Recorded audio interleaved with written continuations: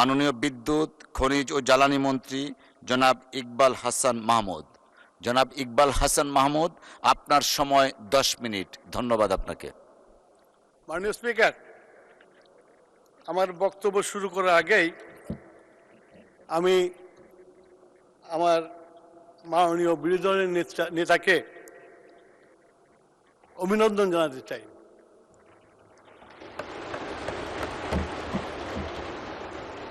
আমি অনেকবার পার্লামেন্টে এসেছি, ওনার মতো সফট স্পোকেন বিরোধী দলের নেতা আমি খুব কম দেখেছি।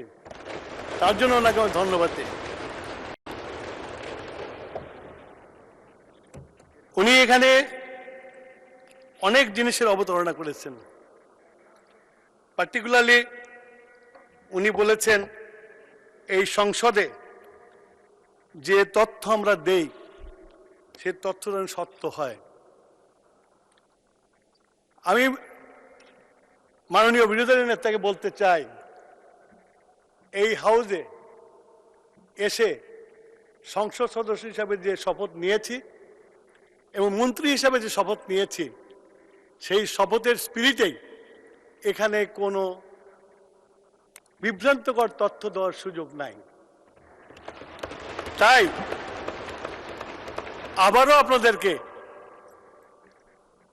একটা পরিসংখ্যান দিতে চাই। আমার সহকর্মী স্বরাষ্ট্রমন্ত্রী যে কথাটা বলে গেছে যে এটাকে সংকট আমরা বলতে চাই না, আসলে এটা সংকট না, এটা একটা আর্টিফিশিয়াল সংকট। তার কারণ আমি আপনাকে এক্সপ্লেন করছি। আজ 22/4/26 তারিখ আমাদের ডিজেলের মজুদ আছে 1,32,071 টন, অকটেনের মজুদ আছে 25,423 টন, পেট্রোলের মজুদ আছে 18,440 টন, জেট ফুয়েলের মজুদ আছে 19,439 টন, মেরিন ফুয়েলের মজুদ আছে 1,026 টন, ফায়ার অয়েলের মজুদ আছে 62,533 টন। মাননীয় স্পিকার, এটা হলো আমাদের আজকের মজুদ। আমরা ওনাদের ওখান থেকে বলা হয়েছে যে আমরা অপ্রতুল তেল দিচ্ছি।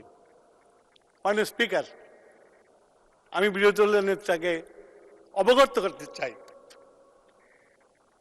2025 সালে ডিজেল ছিল দেওয়া হতো 313 টন, আর 2026 সালে আমরা দিয়েছি 467 টন। এখন ডিফারেন্স দেখেন, 154 টন। তার অর্থ আমরা 25 সালের থেকে 26 সালে এই মুহূর্তে অনেক বেশি দিয়েছি, প্রায় 37.5% বেশি আমরা সাপ্লাই করতেছি। তেমনি আমি যদি আপনার পেট্রোলে যাই, সেখানেও প্রায় আমরা 33.6% বেশি দিয়েছি। যদি আমরা অক্সিজেনে যাই, সেখানেও আমরা 26% বেশি দিয়েছি। এটা আমার তৈরি করা না, এটা আমার যে 3টে প্রতিষ্ঠান আছে, পদ্মা, মেঘনা, যমুনা, তাদের তৈরি করা স্টেটমেন্ট এবং তাদের কম্পিউটারের থেকে যেগুলো এসেছে সেগুলো থেকে আমি আপনাদের কোট করছি। সুতরাং এইখানে যে আপনারা লাইনটা দেখছেন, এই লাইনটাকে আমি ন্যাচারাল লাইন বলি না, এটা আর্টিফিশিয়াল লাইন। এখন এটাকে ষড়যন্ত্র হতে পারে। এই যে দীর্ঘ লাইন আপনি দেখেছেন, আমার বাড়ি 2টা পেট্রোল পাম্পের উল্টো দিকে, আসাদ গেটের প্রথম বাড়িটা আমার। এবং সেখানেই লাইনটা থাকে আপনার। এবং সেই লাইনের আমার অভিজ্ঞতা যেটা, কারোর মধ্যে ক্লান্তি নাই, তার তেল নিচ্ছে। আর আপনারা বললেন যে আমরা রেস্ট্রিকশন করে দিয়েছি, আমরা রেস্ট্রিকশন উঠিয়ে দিয়েছি। আজকে যে আপনার ইললিগাল মার্কেট ওপেন হয়েছে, আপনার নিজের বক্তব্যে বলেছেন, এই জন্যই বললাম যে আপনি খুব মিষ্টি কথা বলেন। আপনি নিজের বক্তৃতায় বলেছেন যে খারাপ লোক থাকতে পারে। এই খারাপ লোকেরা তেলের একটা ইনফরমাল মার্কেট তৈরি করে ফেলেছে, এবং যার জন্য স্বরাষ্ট্রমন্ত্রী বক্তব্যে বলেছে একটু ভদ্রতা করেছে। আমি একটু খোলাসা করেই বলি যে আমরা প্রতিদিন সারা বাংলাদেশে বিভিন্ন জায়গায় রেড পরিচালনা করছি। আমাদের পুলিশ, আমাদের র্যাব, সময় সময় বিজিবি, সবাই মিলে, এবং আমাদের প্রশাসনের ডিওনো, ম্যাজিস্ট্রেট সবাই মিলে রেড দিচ্ছে। রেড দিয়ে আমরা কিন্তু লক্ষ লক্ষ টন তেল উদ্ধার করেছি এবং বাজারে ছেড়েছি আমরা। সুতরাং আমরা যে মেজার নেই এটা ঠিক কথা না, আমরা নিচ্ছি, প্রতিদিন নিচ্ছি। এবং আমরা, আমার মন্ত্রণালয় প্রতিদিন সকালবেলা ডিসিএসপির সাথে বৈঠক করে, তাদের কাছে রিপোর্ট নেয়, সেইটাকে বিশ্লেষণ করে আমরা আবার নেক্সট ডিসিশনটা দেই। এটা প্রত্যেক দিন হয়। আমরা চেষ্টা করছি, কিন্তু আপনাদেরকে যে আপনারা যে লাইনটা দেখে এসছেন, যাদের বক্তব্য শুনে এসছেন, আমার মনে হয় এদের বক্তব্য, সবার বক্তব্য এক না। হচ্ছেটা কি? হলো যারা অসৎ উদ্দেশ্য নিয়ে লাইন করেছে, যারা আসলেই নিডি, তাদের ভিড়ে তারা তেল পাচ্ছে না, এবং তারা ফোর্স হচ্ছে ইনফরমাল মার্কেটে যাওয়ার জন্য, তেল কেনার জন্য। যার ফলে আপনারা এটাকে ক্রাইসিস বলছেন, কিন্তু এটা ক্রাইসিস না।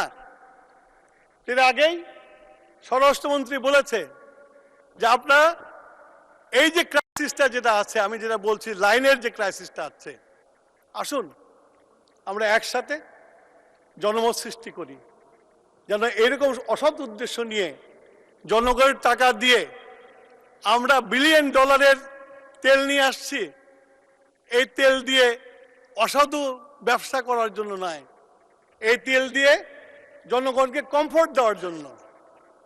আমরা সবাই মিলে চেষ্টা করি, দেখবেন আমরা মিলে সবাই যদি নামি এটাতে নিয়ে পজিটিভ উদ্দেশ্য নিয়ে যদি নামি, আমি মনে করি এই লাইন থাকবে না, এই লাইন অনেক ছোট হয়ে যাবে।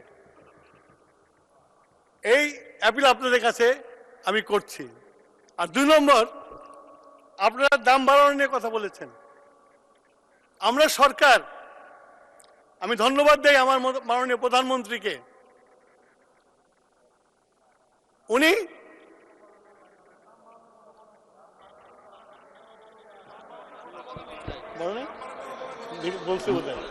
বলছে ওখান থেকে বলছে, আচ্ছা ঠিক আছে, আপনারা না বলে থাকে, আমি শুনছি দাম বাড়ানোর কথা বলেছে। শুধু এইটুকু বলে রাখি, আমরা এই ইরান যুদ্ধের পরে আপনার যে তেল ইরান যুদ্ধের আগে দিতাম পেট্রোল পাম্পগুলোতে, তারপরে আমরা এই যে আপনাদেরকে ফিগার দিলাম, এত বৃদ্ধি করার পরেও যে লাইনটা আছে, এই লাইনের ব্যাপারে আসুন আমরা জাতীয় ঐক্যমত সৃষ্টি করি এবং এই লাইনটাকে বন্ধ করি। আর এলপিজির কথা বলেছে আমার এক সহকর্মী, মাননীয় বিরোধী দলের সদস্য, যে এলপিজির দাম বেড়েছে। আপনারা জানেন বিগত ফ্যাসিস্ট সরকার একটা ইমডিমিনিটি বিল পাশ করে পুরা এলপিজি সেক্টরটাকে প্রাইভেটের হাতে দিয়ে দিয়েছে। আর এখানে সরকারের কোনো কন্ট্রোল নাই, এটাকে কন্ট্রোল করে এনার্জি কমিশন। তারা এনার্জি কমিশনের কাছে যায়, এনার্জি কমিশনের যে প্রসেস গণশুনানি করে দাম বাড়িয়ে দেয়। সুতরাং জি মাননীয় মন্ত্রী, আপনি বক্তব্য অব্যাহত রাখুন, আরো 2 মিনিট সময় বাড়ানো হলো। ঠিক আছে, ধন্যবাদ আপনাকে। কমিশনের কাছে এটা জবাব দিতে করতে হবে, আমরাও জানতে চাইতে পারি, কিন্তু এটা কিন্তু একেবারে প্রাইভেট হাতে ছেড়ে দিয়েছে। এটা একটা হলো ফ্যাসিস্ট সরকারের একটা কৃতিত্ব। বরঞ্চ আমরা সরকারে এসে এই যে আইন ইমডিমনিটি ল করেছিল, সেই লটি আমাদের মাননীয় প্রধানমন্ত্রীর নেতৃত্বে আমরা বাতিল করেছি এবং এই সেশনে আমরা সেটাকে পাশ করেছি। সেই ইমডিমনিটি ল নাই। এখন আমাদেরকে যদি কোনো কিছু ক্রয় করতে হয়, তেল ক্রয় করতে হয়, বিদ্যুৎ ক্রয় করতে হয়, তাহলে আমাদেরকে পাবলিক প্রকিউরমেন্ট রুল ফলো করে পারচেস কমিটিতে যেতে হয়। সুতরাং আমরা এই জ্বালানি সেক্টরে আইনের মধ্যে আবদ্ধ করার জন্য মাননীয় প্রধানমন্ত্রীর নেতৃত্বে আমরা চেষ্টা করে যাচ্ছি। এবং আমাদের প্রধানমন্ত্রী, আমরা অনেক কিছু ওনার কাছে চেয়েছি যেটা জনবান্ধব না, উনি সেগুলো গ্রহণ করে নাই। আমরা থাইল্যান্ডের কথা বলেছি, থাইল্যান্ড অফিস বাড়ি থেকে অফিস করার সিদ্ধান্ত নিয়েছে, ওনাকে বলেছি, উনি নেন নাই। আমরা পাকিস্তানের কথা বলেছি, উনি গ্রহণ করেন নাই। আমরা স্কুল বাড়ি থেকে করতে বলেছি, ওটাও উনি গ্রহণ করেন নাই। উনি জনবিরোধী কোনো সিদ্ধান্ত নিতে চান নাই। সেই জন্যই আমরা এই ব্যাপারে খুব লিবারাল আছি। আমরা যথাসাধ্য তেল, আমাদের যা তেল দেওয়া দরকার তাই দিয়ে যাচ্ছি। যদি আমি মনে করি এই লাইনটা, যে লাইনকে নিয়ে আপনার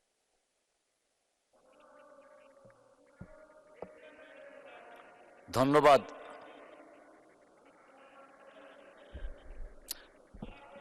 এক মিনিট। জি, এই লাইনটা কি, আপনার সাংবাদিকের কাছে অনুরোধ করেছি আমি যে আপনি ইনভেস্টিগেশন করেন, ইনভেস্টিগেশন করে দেখেন যে এই লাইনটা কি সত্যিই প্রয়োজনের, নাকি এই লাইনটা রাইডাররা রাইডার ছেড়ে দিয়ে তেল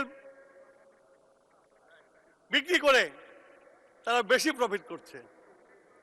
মাননীয় স্পিকার, আমি আমার বক্তব্য শেষ করার আগে আবারও আমি বিরোধী দলের নেতা এবং বিরোধী দলের সদস্য এবং আমার ট্রেজারি বেঞ্চের সদস্যদের কাছে অনুরোধ করব, আসুন জাতীয় ঐক্য গড়ে তুলি এই অবৈধ লাইনের বিরুদ্ধে। এবং আমরা যে সচেষ্ট, আমরা যে $1 বিলিয়ন তেল আমদানি জনগণের জন্য, সেটা জনগণের কাছে দেই। এই বলে আমার বক্তব্য শেষ করছি। মাননীয় স্পিকার, আপনার ধন্যবাদ।